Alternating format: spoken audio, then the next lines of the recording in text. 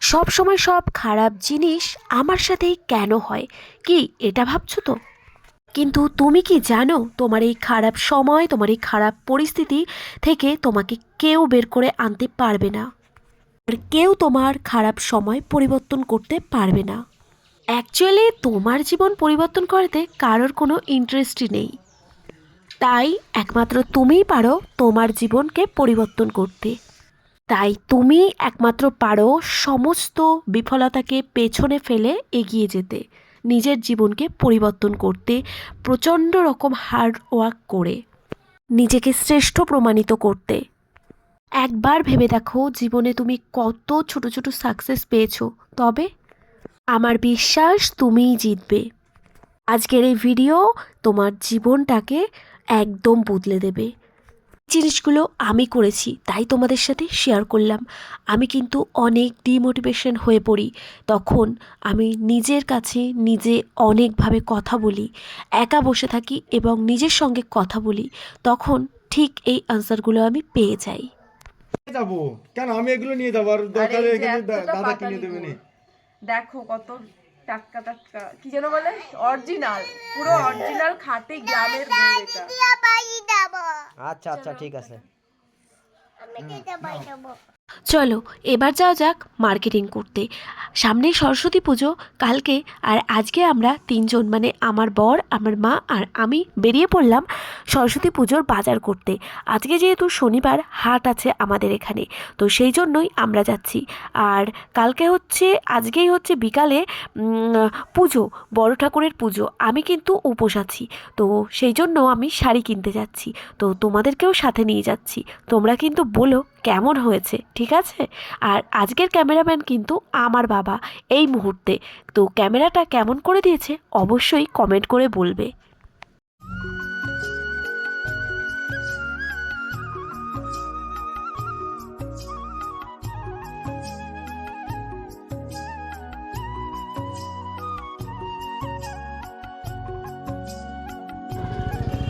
Tata করে দাও।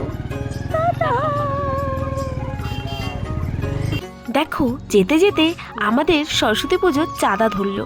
তো এখানে চাঁদা আমরা দিয়ে দিলাম দাঁড়িয়ে পড়লাম, রাস্তায়। ছেলেপেলেগুলোকে সবাইকে সরস্বতী পুজোর চাঁদা দিয়ে দিলাম। আর তারপর সামনে এসে জয়গাছি গেটের এখানে আমাদের কিন্তু গেটটা পড়ে গেল, আর সেই মুহূর্তেই ট্রেনটা চলে গেল। এবং আমরা প্রতিবার যখনই গেট আসছি পড়ে তখনই রাস্তায়। কিন্তু এরকম গেট পড়ে যাচ্ছে, এমন এমন টাইমে আসি।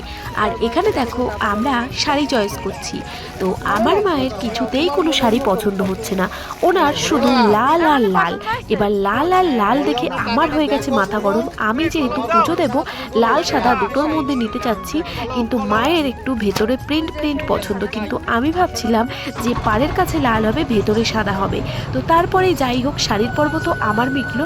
এবার মামামের জন্য একটা আদর্শ লিপি নিচ্ছিলাম, আর আমি দুটো ক্লিপ নিয়েছি, তাই সেটা নিয়ে চলে গেলাম ভিতরের দিকে।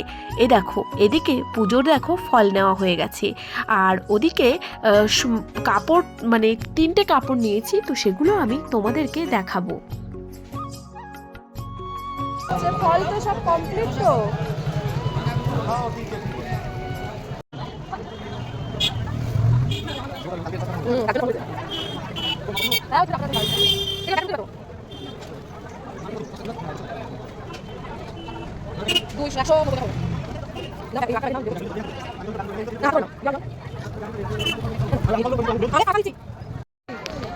ফুল নিয়ে নি, ওই যে ফুল হচ্ছে এইদিকে।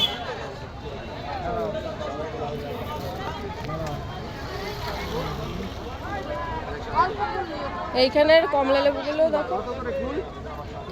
এখানে তোমরা দেখতেই পারছো কিভাবে যাচ্ছি। আমাদের তো বাজার করা হয়ে গেছে, কিন্তু ব্যাগগুলো এত হয়েছে যে দেখো সামনে ব্যাগ নিয়েছে আর আমি সেটাকে সামনে পাঁজা কোলে করে মানে হাত দিয়ে ধরে আছি।